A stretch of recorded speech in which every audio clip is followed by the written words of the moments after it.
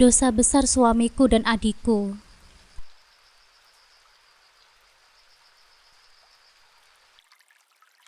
Assalamualaikum sahabat Bunda. Semoga Allah selalu memberikan kesehatan dan kebahagiaan untuk kita semua. Buat sahabat Bunda yang sudah subscribe, semoga rezekinya dilancarkan ya. Amin ya robbal alamin.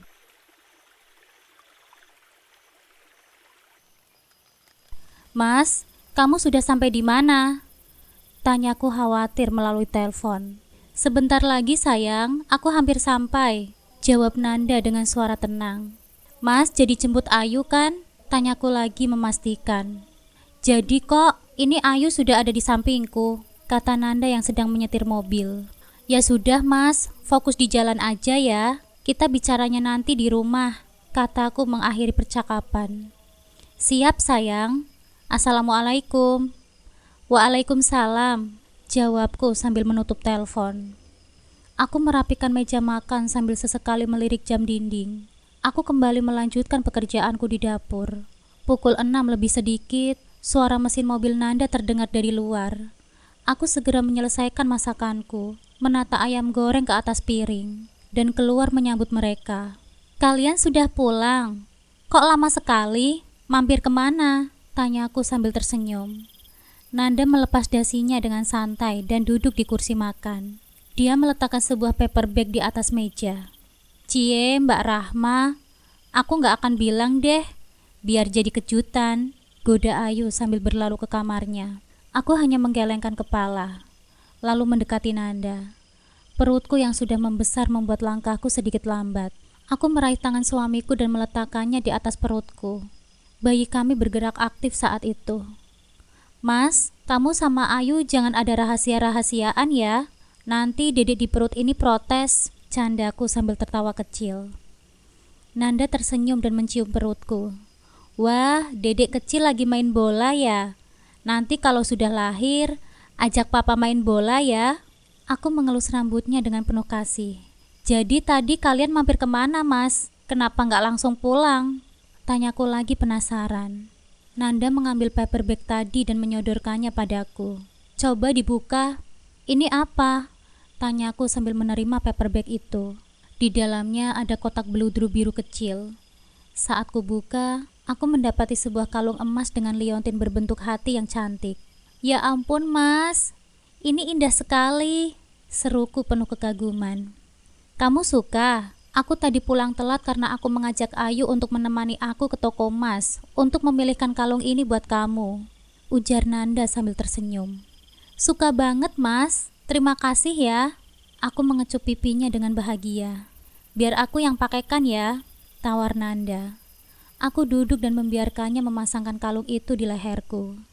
Kalung ini pasti mahal ya mas? Apa mas gak terlalu boros? Tanyaku sambil menatap wajahnya. Nanda menggeleng sambil tersenyum. Aku baru menang tender sayang. Manajerku memberikan bonus karena idenya diterima di perusahaan. Aku ingin membelikan sesuatu untuk kamu. Selama kamu bahagia, rezeki kita pasti akan lancar, katanya dengan lembut, lalu mengecup kepalaku. Cie, mesra banget.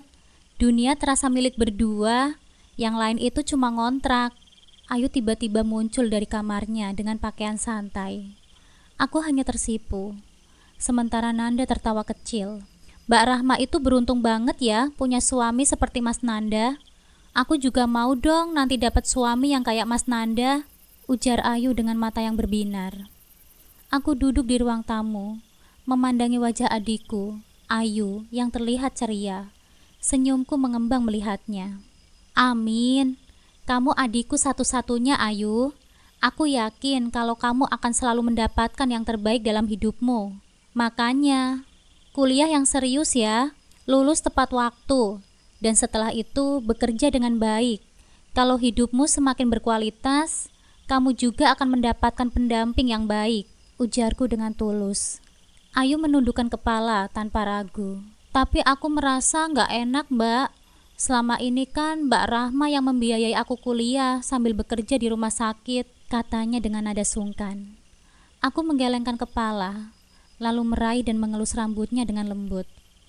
Dek, jangan berpikir seperti itu. Aku pingin kalau kamu jadi sarjana, sukses. Aku ikhlas kok membiayai kamu. Orang tua kita kan sudah gak ada. Kita itu cuma punya satu sama lain, kataku dengan senyum menguatkan.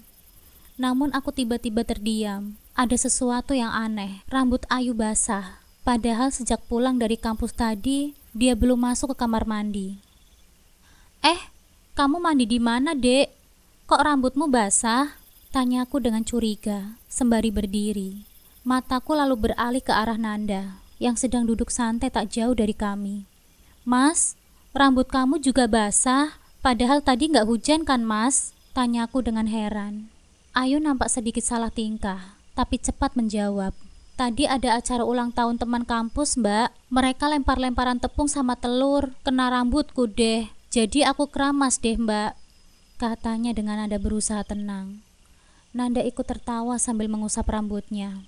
Kalau aku apes tadi, pas mau masuk mobil, tiba-tiba ada burung buang kotoran dan kena rambutku. Mau marah, burungnya sudah kabur duluan. Jadi ya aku keramas juga sayang, jelasnya dengan ekspresi geli. Aku ikut tertawa kecil, meski ada rasa ganjil di hatiku yang tak bisa kujelaskan. Hahaha, ya sudah, terima kasih sekali lagi ya Mas untuk kalungnya. Yuk kita makan dulu, aku masak spesial hari ini karena lagi libur dinas, kataku mencoba mengabaikan perasaan aneh itu. Oke sebentar ya, Mas mau ganti baju dulu, jawab Nanda sambil bangkit. Dia menoleh sejenak ke arahku. Oh iya, kamu sudah ambil cuti belum? Jangan terlalu capek ya. Kan ada Mbok Inah yang bantu walaupun cuma sampai jam 3 sore, katanya dengan lembut. Aku menggeleng. Belum Mas, 2 minggu lagi. Aku gak terlalu capek kok, tenang aja. Cepetan sana ganti baju, kita makan bareng ya, ujarku dengan senyum. Kehidupan rumah tanggaku nampak harmonis di luar. Namun aku tak pernah menyadari bahwa di balik semua itu ada pengkhianatan yang besar yang sedang terjadi. Suamiku Nanda dan adikku Ayu menyimpan rahasia yang bisa menghancurkan segalanya. Di lain waktu sore itu, aku baru saja selesai memberikan obat kepada pasien yang akan pulang ketika teman kerjaku yang paling dekat mendekatiku dengan wajah yang serius. Aku harus ngomong sesuatu sama kamu, tapi aku gak tega, katanya dengan nada lirih. Aku menoleh sambil tersenyum, mencoba mencairkan suasana. Kenapa sih, Tik? Kayak mau minjem duit aja gayamu, candaku. Tika mencubit lenganku dengan pelan, tapi ekspresinya tetap serius. Bukan Rahma, aku beneran gak tega ngomong ini, tapi aku pikir kamu harus tahu, ucapnya dengan hati-hati. Aku mulai merasa ada yang tidak beres. Kamu bikin aku deg-degan aja deh. Ada apa sih sebenarnya? Tanyaku sambil mengerutkan dahi. Tika mengulurkan ponselnya, lalu menunjukkan sesuatu padaku. Ini dia adikmu dan suamimu kan? Kenapa mereka keluar dari hotel bareng kayak gini? Tanyanya dengan pelan. Mataku langsung terbelalak melihat foto di layar ponsel itu. Ayu adikku dan Nanda suamiku terlihat berangkulan keluar dari pintu sebuah hotel melati. Tika memang beberapa kali main ke rumahku, jadi dia mengenal Ayu dan Nanda dengan baik. Tak heran jika dia bisa langsung mengenali mereka dalam foto itu. Astagfirullahaladzim, ini tidak mungkin, desisku dengan suara bergetar. Rasanya darahku berhenti mengalir. Perutku yang sedang mengandung mendadak terasa bergetar lebih kencang. Seakan si kecil di dalam rahimku ikut merasakan sakitnya hatiku. Rahma, kamu kenapa? Tika buru-buru memelukku dengan erat. Tangannya mengusap punggungku dengan lembut. Maafin aku, Rahma. Aku gak bermaksud bikin kamu kayak gini, katanya penuh penyesalan. Aku menahan air mata yang hampir tumpah. Gak apa-apa kok, Tik. Kamu gak salah. Aku justru berterima kasih sama kamu karena kamu sudah memberitahuku. Kataku terbata-bata. Nafasku terasa berat, tapi aku tahu aku harus tetap kuat demi calon anakku. Tapi ngomong-ngomong, kamu ngapain ke hotel itu? Tanyaku mencoba mencari tahu. Oh, kemarin aku dan Mas Dimas mau beli nasi Padang. Kan warungnya ada di sebelah hotel itu. Karena parkirnya penuh, Mas Dimas parkir di depan hotel itu. Pas aku mau turun, aku melihat mereka keluar dari sana. Aku langsung foto mereka. Maafin aku ya Rahma. Kalau ini terlalu menyakitkan buat kamu, jawabnya dengan pelan, menatapku penuh rasa bersalah. Aku mengangguk lemah. Terima kasih ya, Tik. Aku menghargai keberanianmu ngasih tahu ke aku. Aku akan sabar, insya Allah. Tika menatapku dengan khawatir. Terus apa yang akan kamu lakukan? Kamu kan sudah punya bukti. Kamu gak mau langsung melabrak mereka? Aku terdiam sejenak, lalu menggeleng. Enggak, Tik. Aku malas buang tenaga buat melabrak mereka. Tapi aku akan menggugat cerai Mas Nanda. Aku cuma perlu bukti yang lebih kuat dulu. Lagi pula, kamu tahu kan, haram hukumnya sebagai seorang laki-laki menikahi kakak dan adik kandung sekaligus.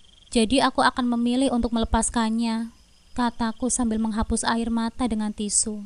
Tika mengangguk penuh pengertian. Kamu hebat, Rahma. Kalau kamu butuh bantuan apapun, kabari aku ya. Aku akan selalu ada untukmu. Aku menghela nafas panjang sebelum melanjutkan. Ngomong-ngomong, aku jadi takut nikah setelah melihat kejadian ini. Aku sudah bertunangan dengan Mas Dimas. Rencana 2 bulan lagi kita akan menikah. Tapi kalau suami sebaik Mas Nanda aja bisa kayak gini, gimana aku gak khawatir? Katanya dengan nada sedih. Aku mencoba tersenyum meski hatiku masih sakit. Gak semua laki-laki itu sama, Tik. Ada kok yang baik dan setia. Yang penting setelah kita menikah nanti, jangan sampai tinggal satu rumah sama ipar. Karena ipar itu seperti maut. Aku aja yang teledor. Karena kasihan sama Ayu, aku ajak dia tinggal bareng sama kita. Tapi lihat apa yang terjadi sekarang, kataku menatap Tika serius. Tolong rahasiakan ini dari teman-teman ya. Aku gak mau jadi bahan gosip, lanjutku. Tika menggenggam tanganku dengan erat. Tenang aja, Rahma. Kamu bisa percaya sama aku. Kalau kamu butuh apapun, aku siap membantu kamu. Kita ini kan sahabat sejak SMA, dan aku gak akan meninggalkan kamu. Aku mengangguk, bersyukur masih punya sahabat seperti Tika. Di tengah kehancuran hidupku, setidaknya aku tidak benar-benar sendirian. Pukul 5 sore, aku baru saja sampai di rumah setelah dinas pagi yang melelahkan. Di ruang tengah, aku lihat Ayu, adikku, yang duduk santai menonton televisi. Hai Mbak, baru pulang kerja? Sapa Ayu tanpa menoleh. Matanya masih terpaku pada layar. Aku memandangnya sejenak. Perasaan berkecamuk di dalam dadaku. Bagaimana bisa seseorang yang begitu aku sayangi tega berkhianat seperti itu? Iya, aku bawa nasi padang nih. Makan bareng yuk. Mas Nanda di mana ya? Tanyaku sambil berjalan ke dapur, mencoba menyembunyikan kegundahanku. Ayu mengikuti langkahku. Mas Nanda tadi keluar, Mbak. Tapi nggak tahu mau kemana. Jawabnya dengan singkat, mengambil piring dari rak. Gerak kakinya nampak canggung, seperti ada sesuatu yang mengganggunya. Kamu kenapa? Kok jalannya aneh? Aku mencoba memancing. Ayu terlihat gugup, wajahnya mulai memerah. Aku... Belum sempat dia menyelesaikan jawabannya, suara Nanda terdengar dari pintu depan. Kamu sudah pulang, sayang. Nanda berjalan mendekat dengan beberapa kantong plastik di tangannya. Apa itu, Mas? Tanyaku, mencoba terlihat biasa saja. Tadi Mas cat kamu, tapi masih centang 1. Mas tadi sekalian servis dan cuci mobil. Pas lewat baby shop, Mas beli beberapa baju untuk bayi kita. Nanda menyerahkan plastik putih itu padaku. Oh iya, pas pulang kerja tadi aku matiin data, Mas. Jawabku sambil mengelus perutku yang mulai membesar. Aku melihat isi plastik itu tanpa banyak berkata. Tapi di dalam hatiku, aku merasa hancur. Kalau saja kamu tidak berkhianat, mungkin aku adalah wanita yang paling bahagia di dunia ini, Mas. Batinku dengan pilu. Malam semakin larut, suara detak jam menjadi satu-satunya bunyi di kamar ini. Aku berpura-pura tidur, tapi mataku tak bisa terpejam. Sesekali aku melirik Nanda yang sudah terlelap. Rasanya dadaku terasa sesak. Air mata mulai menetes tanpa bisa kutahan. Aku menyekanya dengan cepat, berusaha menguatkan diriku. Perlahan, aku meraih ponsel Nanda yang tergeletak di atas meja nakas. Kami memang tidak pernah memakai kata sandi untuk ponsel masing-masing. Jadi aku punya akses penuh ke dalamnya. Dengan tangan gemetar, aku membuka chat di WhatsApp. Aman, tidak ada percakapan yang mencurigakan. Tapi aku tahu, selingkuh bisa dilakukan di aplikasi lain. Aku mulai membuka aplikasi Instagram, TikTok, bahkan Shopee dan GoFood, tapi hasilnya nihil. Hampir putus asa, aku tak sengaja membuka aplikasi kalkulator. Ternyata itu bukan sekedar kalkulator biasa, melainkan aplikasi untuk menyembunyikan chat. Di dalamnya, aku menemukan bukti perselingkuhan mereka. Apa aman kalau kita chat di sini, Mas?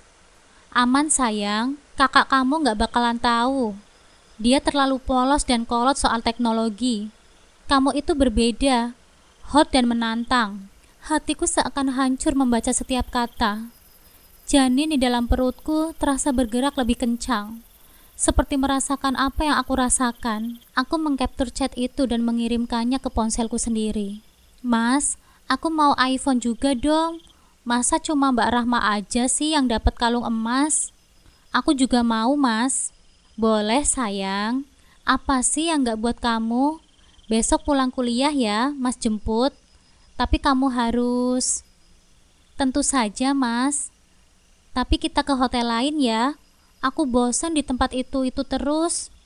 Aku menghela nafas panjang, menahan emosi. Aku memutar otak. Tidak mungkin aku menghadapi mereka tanpa bukti yang lebih kuat.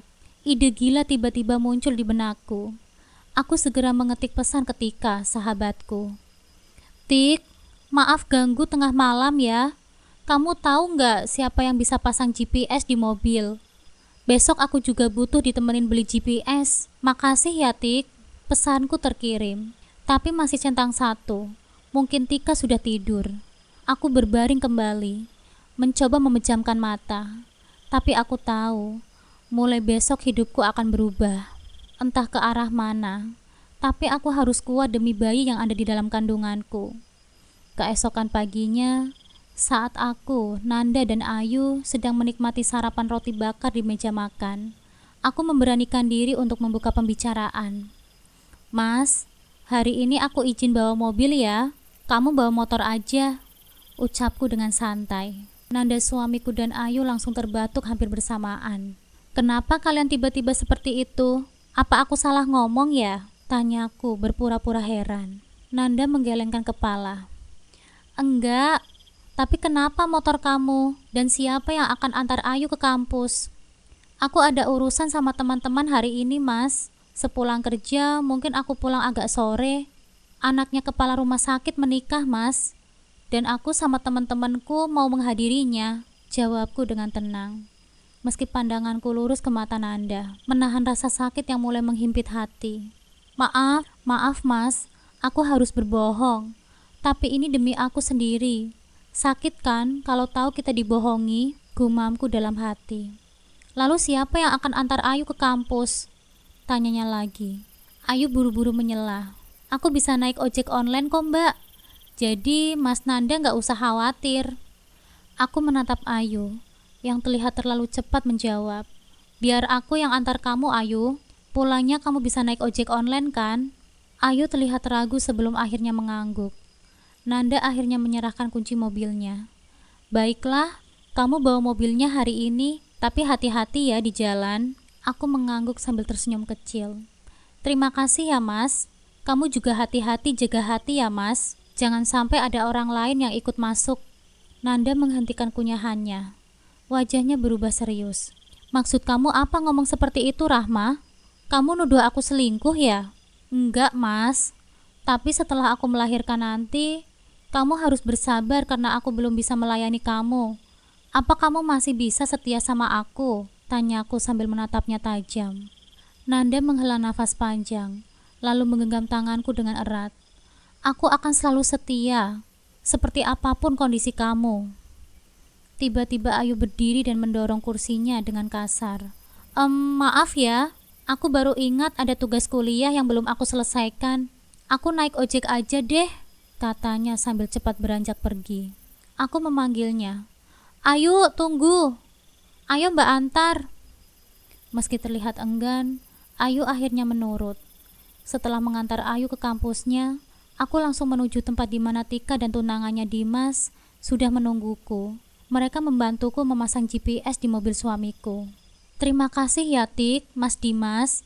Aku nggak tahu harus bagaimana lagi tanpa bantuan kalian, ucapku penuh syukur. Dimas tersenyum. Sama-sama Rahma, semoga semua ini bisa membantu ya. Tika menatapku prihatin.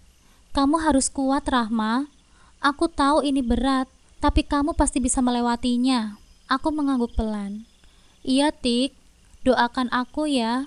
Setelah itu, aku melajukan mobil kembali ke rumah. Tapi dalam perjalanan, pikiran tentang suamiku dan Ayu terus menghantuiku.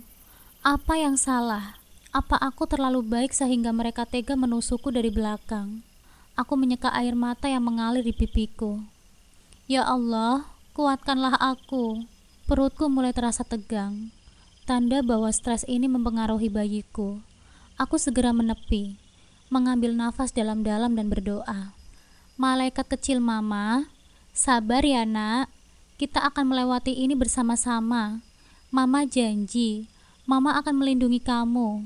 Setelah merasa lebih tenang, aku kembali melajukan mobil, membawa tekad kuat untuk mengungkapkan kebenaran. Jika suamiku benar mengkhianatiku dengan adikku sendiri, aku akan melawannya demi diriku dan bayiku. Aku pulang ke rumah dengan langkah yang berat, meski wajahku mencoba memancarkan keceriaan seperti biasa. Sesampainya di pintu, suara ceria adikku Ayu langsung menyambutku. Hai Mbak, baru pulang ya? Yuk kita makan, aku tadi coba masak nih. Mungkin gak sehebat masakan Mbak, ucapnya sambil tersenyum lebar. Ia sibuk menuangkan sop ke mangkuk besar di atas meja makan. Di sampingnya sudah ada sepiring telur dadar. Aroma masakannya memenuhi ruang makan. Tapi bukannya membuatku tergugah, justru rasa muak yang muncul. Aku tersenyum kecil, memaksakan diri. Andai dia tidak berkhianat, mungkin aku akan menyantap masakannya dengan penuh semangat. Tapi sekarang, rasanya setiap gigitan akan seperti racun yang siap menghancurkanku. Aku sudah kenyang yuk, tadi makan di acara pernikahan anak kepala ruanganku, ucapku sambil tersenyum tipis. Wajah Ayu seketika berubah kecewa. Hah? Percuma dong aku masak kalau Mbak gak mau makan, katanya dengan nada sedih. Aku terdiam, membiarkan hatiku berperang. Betapa ingin aku langsung melabraknya, menanyakan siapa yang memulai itu semua, dia atau suamiku. Tapi aku tahu, situasinya belum tepat. Kalau aku gegabah, dia mungkin akan mengelak. Aku menarik nafas panjang. Sekarang, wajah adikku yang dulu kuanggap sahabat terbaikku, hanya terasa seperti musuh dalam selimut. Malam itu saat aku dan Nanda suamiku hendak tidur, dia terlihat gelisah. Kamu kenapa sih Yang? Tanyanya sambil merebahkan tubuhnya di sampingku. Aku meletakkan buku yang sedang aku baca ke atas nakas dan menatapnya. Aku kenapa memangnya Mas? Dia menatapku dalam-dalam. Tadi Ayu cerita kalau kamu gak mau makan masakannya. Emangnya kenapa sih? Kasian loh, dia kan sampai nangis. Takut salah sama kamu. Aku tersenyum samar, mencoba mengontrol emosiku. Tadi perutku lagi mual Mas. Gak enak makan. Lagi pula aku sudah makan di acara pernikahan anak kepala ruanganku. Jadi aku kenyang banget deh. Oh, syukurlah kalau begitu. Jadi gak ada masalah kan kamu sama Ayu? Aku menggeleng kepala. Gak ada Mas. Kenapa harus ada masalah sama adik sendiri?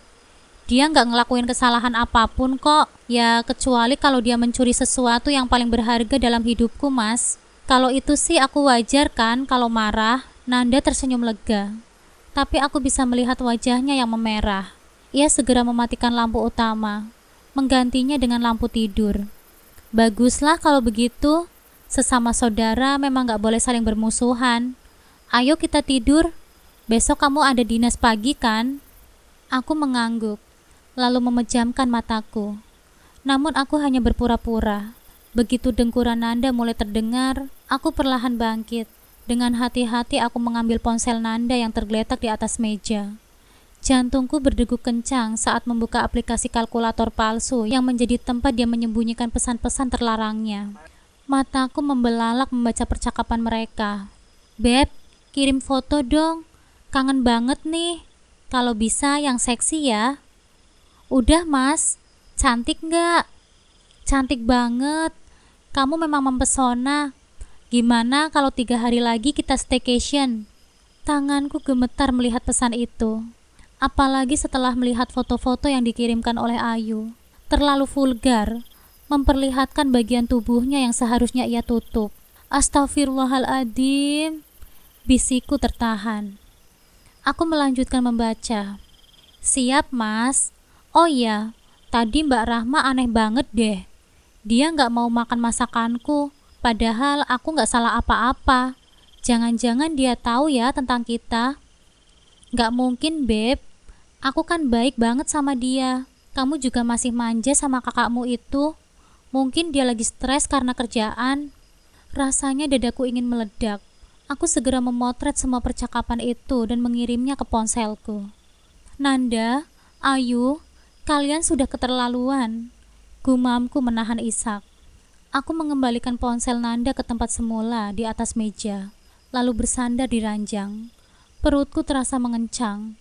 Gelombang emosi yang berkecamuk di dalam dadaku semakin sulit kukendalikan. Aku mencoba mengelus perutku, berulang-ulang, seperti berusaha berdamai dengan takdir.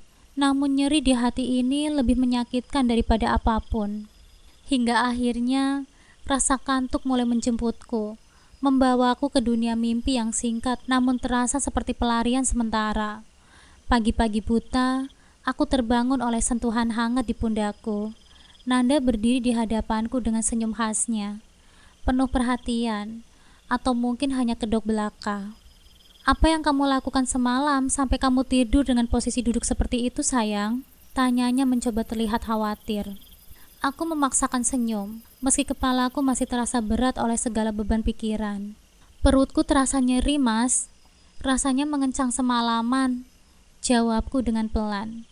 Nanda mendekat, mengusap perutku dengan lembut, lalu menciumnya. Anak kita lagi aktif nih.